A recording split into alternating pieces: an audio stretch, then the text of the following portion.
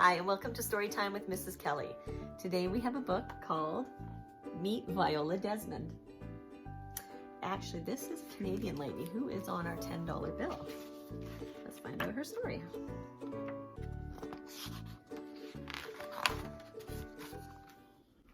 It was a cold, rainy day in November 1946. Viola Desmond needed to make a business trip. From her home in Halifax, she had to drive across Nova Scotia to Sydney. It would not be pleasant to drive on such a wet day, but when Viola made up her mind to do something, she did it. Viola had grown up in a big family with 10 brothers and sisters. Viola was the oldest.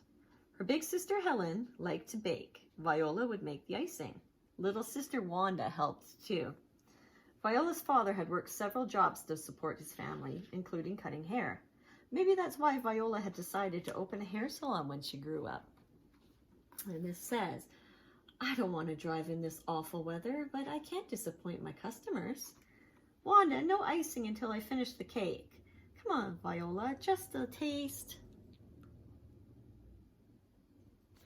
Okay, keep going. It had been tough for Viola to get started. She had to go to Montreal to attend beauty school. No school in Halifax would train her because she was black. When Viola came back home, she opened her own hair salon. Soon she had many customers. Do you really think it suits me? You look wonderful. Your husband won't recognize you. Oh, that Viola. And this one is Viola's customers loved visiting her salon because she was smart, caring, and funny. Her customers were black women who weren't allowed to go to the salons in Halifax that white women used. Viola also made her own hair creams and face powders and started a beauty school to train other hairdressers. I need some more of your face powder. It's one of the best I've ever tried. Oh, well, thank you. There are shops in Sydney carrying it now. I'm going there tomorrow. Oh my goodness, when do you sleep?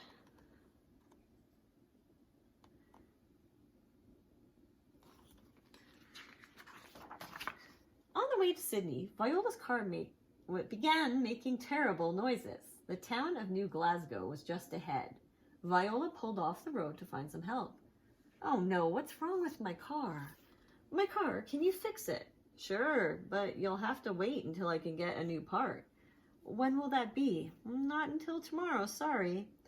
Oh dear, well, I guess I'll find something to do until then.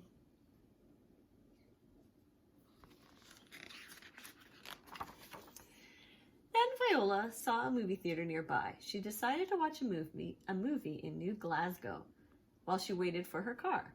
It was a decision that would shape Canada's history. I hardly ever have time to go see a movie at home, and I really like Olivia de Havilland. I'll have a ticket for downstairs, please. She walked into the theater's main floor and sat down. It felt good to relax in a warm, dry place. Viola snuggled down into her seat. The movie was just about to begin. Suddenly, there was a tap on her shoulder.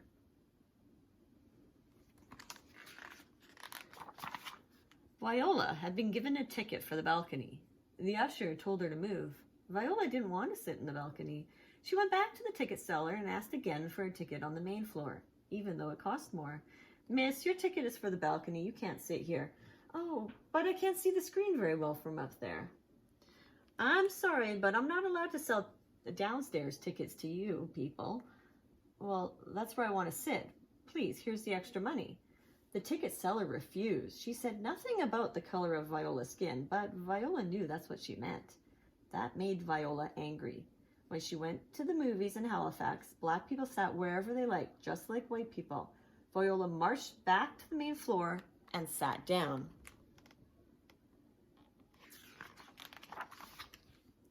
But Viola had hardly sat down before the usher came back. I tried to pay the extra money. I'm going to call the manager. He'll make you move. I'm not causing any trouble. Move yourself to the balcony or I will have you thrown out. Then the manager came, but Viola stayed in her seat because when she made up her mind to do something, she did it. I don't think you will do that. I'm calling the police. A few minutes later, the manager was back with a police officer.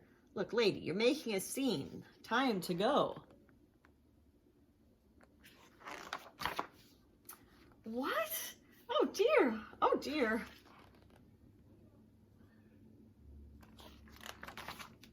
Viola was driven to the jail and put in a cell. A police officer shut the door with a loud clang, then she turned the key. Some people might have cried, not Viola. She was bruised and upset. She pulled on her white gloves. With her back straight, Viola sat down on the bed. She sat there all night long and didn't sleep a wink. I can't believe I'm in jail. The way black people are treated is wrong. The next morning, Viola was taken from her cell straight to a courtroom. The theater manager, ticket seller, usher, and police officer were all there. Viola wasn't told that she could have a lawyer to help her or more time to prepare. She didn't know she could ask questions. I never sold her a main floor ticket. She wouldn't sit in the right place. This woman cheated the government of Nova Scotia out of 1 cent of tax. I had to drag her out. I tried to pay the difference in the price. I offered, but I was refused.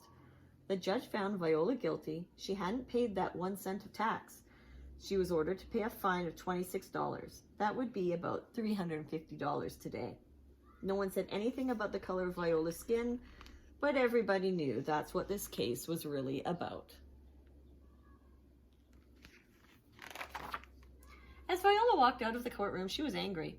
Her car was fixed and waiting for her at the garage, but Viola was too upset to drive to Sydney. She headed home. Racism has been going on for a long time. It's not fair. Black people shouldn't be treated this way. It's got to stop. Forget about it. Some of her friends said she should hire a lawyer and fight. They thought she could help change things for Black Canadians. Others said Viola should pretend the whole thing never happened. Even her husband told her she should accept that Black people would always be treated badly.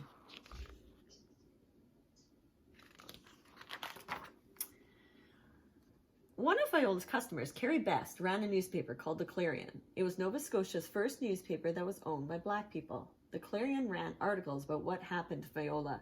More people started to say Viola had been treated unfairly. We'll put it on the front page again. We're getting lots of letters cheering you on. Thanks, Carrie. I appreciate your support.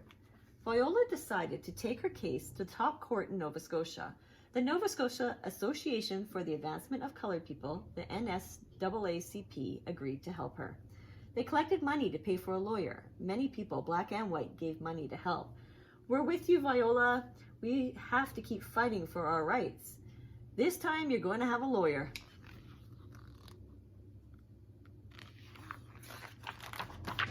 Viola was worried about going to court again, but she was determined. This time she wasn't alone. Her lawyer and Carrie Best were with her.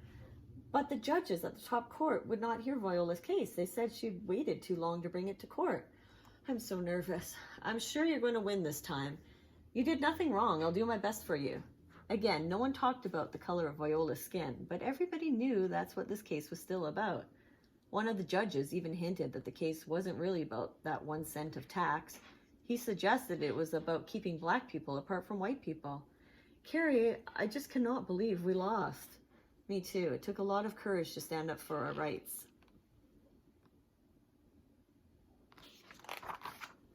Viola knew that she'd been treated badly because she was black.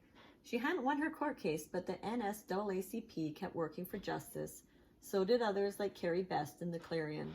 A few years later, Viola moved to Montreal, where she took a business course. Then Viola headed to New York City, where she worked finding jobs for singers and actors. Viola died there in 1965, but that's not the end of Viola's story. And then Viola told the manager, I'm not moving. It took 2 great big men to drag her out. When Viola spent that night in jail, her little sister Wanda had been ashamed.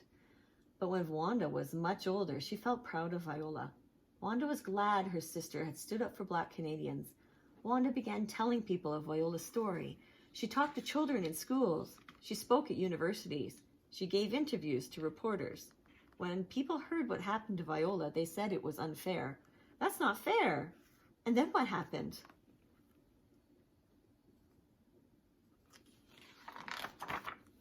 In 2010, Nova Scotia Premier Darrell Dexter apologized to Viola and all black people in the province. A pardon had been granted for Viola. He said she was not guilty of any crime. He said she had not been treated fairly. Viola was the first Canadian ever to receive a pardon after she had died. On behalf of the Nova Scotia government, I sincerely apologize to Mrs. Viola Desmond's family and to all African Nova Scotians. When it was announced that Viola was going to be put on Canada's $10 bill, Wanda was so proud. Viola had wanted to make things better and more fair for Black Canadians, and she did. Because when Viola made up her mind to do something, she did it. I wish Viola could see how she changed Canada. She'd be very proud.